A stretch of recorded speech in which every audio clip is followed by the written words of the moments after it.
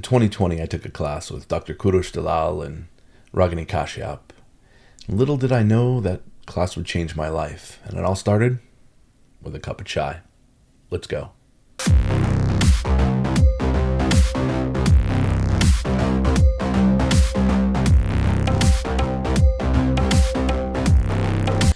To properly tell the story of tea would take literally volumes of videos, and I don't really have the time for that. So I want to talk about the dark side of chai today, specifically masala chai and cutting chai. But first, if you're from the West, we need to have a sit-down talk. And it's going to be real quick, but you need to understand something. Chai means tea. Let that sink in for a second. Okay, good. So understanding that chai means tea, can we please stop putting chai tea on menu items?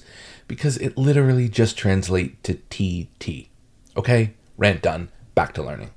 When it comes to chai, there's an incredible amount of chai across India. As an example, I wrote a bunch of the ones that I'm familiar with in the comment section below, so feel free to go check that out. And if I'm missing one, do me a favor. Hit me up in the comments and let me know, because I'm here to learn too. The history of masala chai cannot be discussed without the East India Company. See, the East India Company was the only trading company that garnered permission from Queen Elizabeth I to trade in India. When the companies arrived in Surat in 1608, the original plan was to produce goods like silk and cotton and do it cheaply, and then turn that around and sell them back to the British for a profit. See, the British people at this point fell in love with Chinese tea. But it wasn't until the 1820s that the Chinese began restricting trade with the East India Company, because they knew that the trading company was actually just trying to steal plants and tea knowledge from Chinese growers. Crazy, right? So the East India Company has this great idea. They start looking for places to grow tea in India. They figure if they can grow tea, they can sell it back to the British for a great profit. Well, the East India Company already controlled Assam, which sat on the Silk Road and was connected to China, but the region had been under Burmese control since the 13th century. The East India Company convinced the people of Assam that it wanted to protect them, and it went to war with Burma in 1824. See, the East India Company won, and it took control of Assam, and it even put locals in charge of Upper Assam. But in 1838, that all changed. They fired them, and they took over the entire state. It was all property of the East India Company. From 1860 to 1947, planters transported 3 million indentured laborers from other parts of India to work in this system known as the coolie trade of Assam.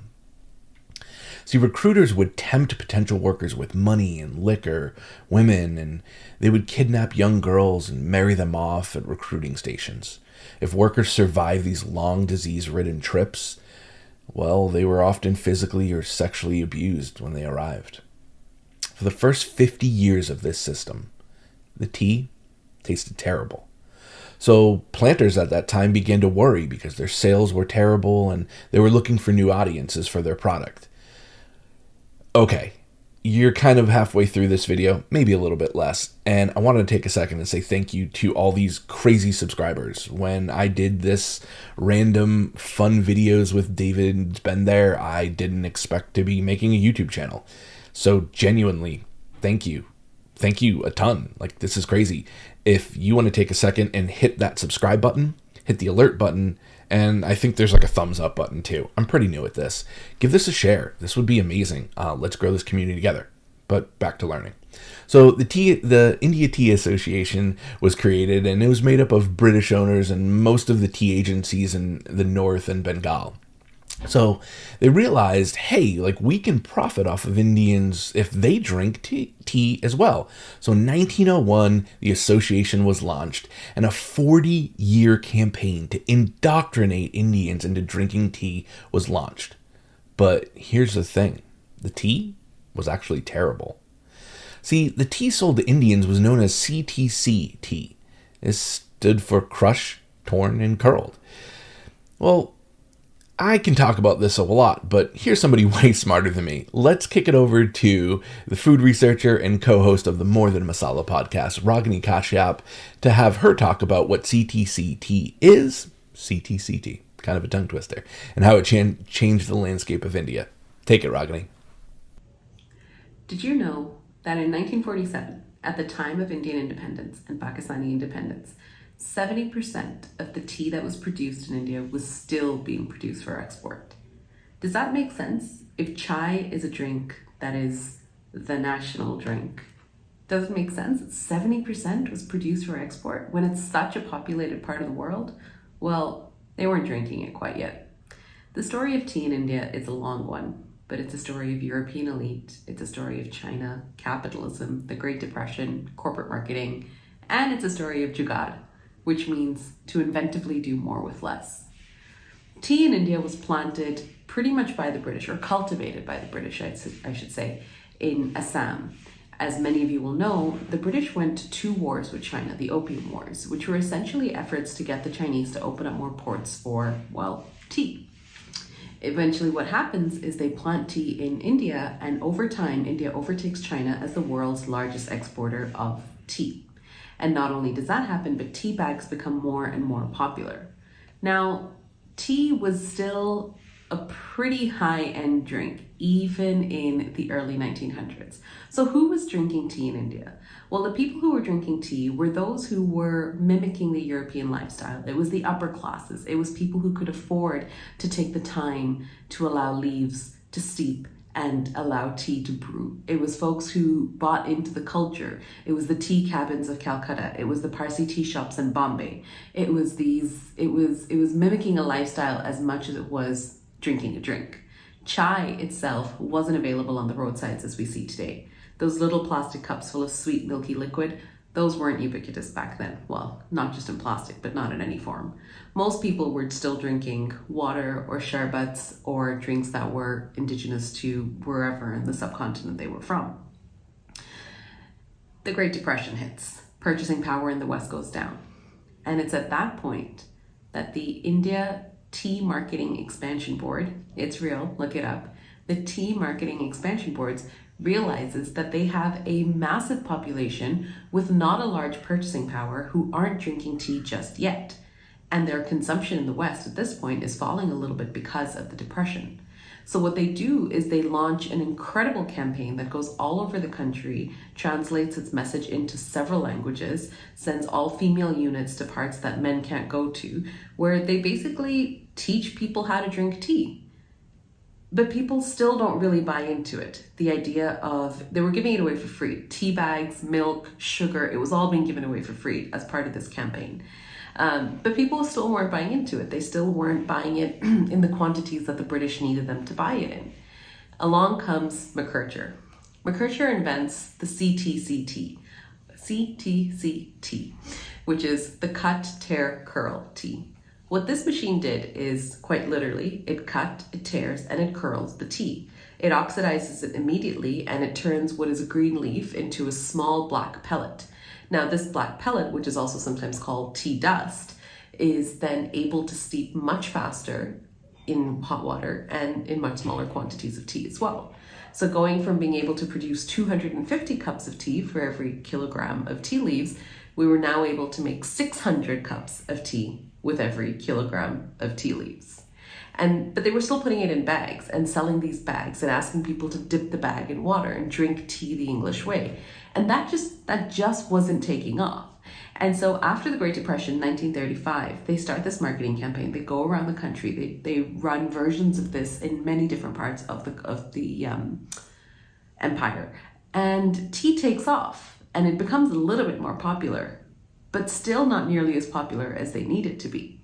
Until one day someone discovers that what people are doing is opening up the tea bags, filling a pot with milk, and using that expensive tea to go a lot further by making it milkier, more flavorful, and frankly just more palatable to the folks who were drinking it.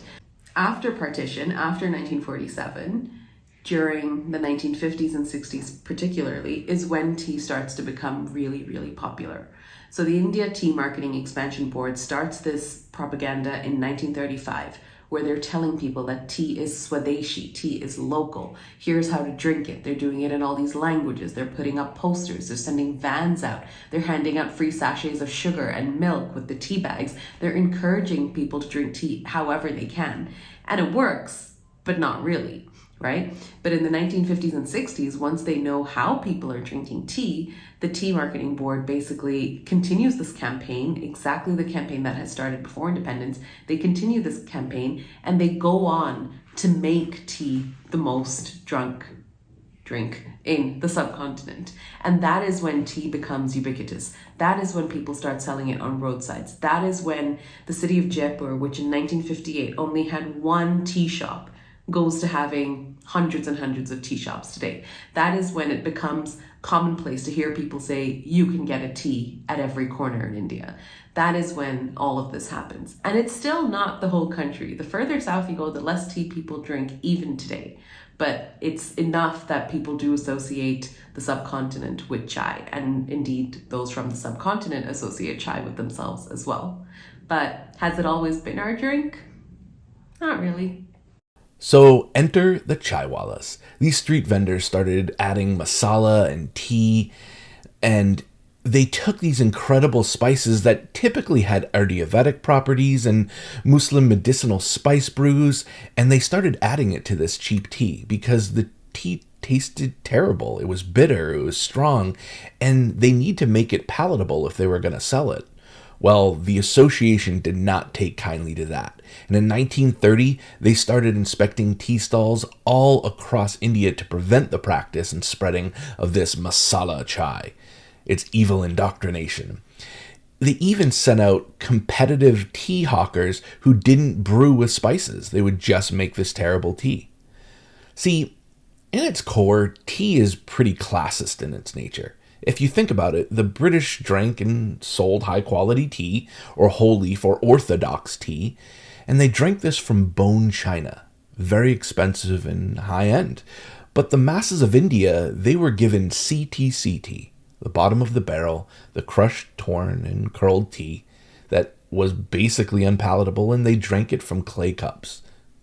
Well, the British may have forced the tradition of drinking tea onto Indians, but they couldn't control what it meant to them over the years. I guess in a way, adding spices was really an act of rebellion to the colonists. And isn't that what it's about? So the history of tea is pretty dark. It's always kind of crappy to think about. It talks a lot about control, it talks a lot about colonization.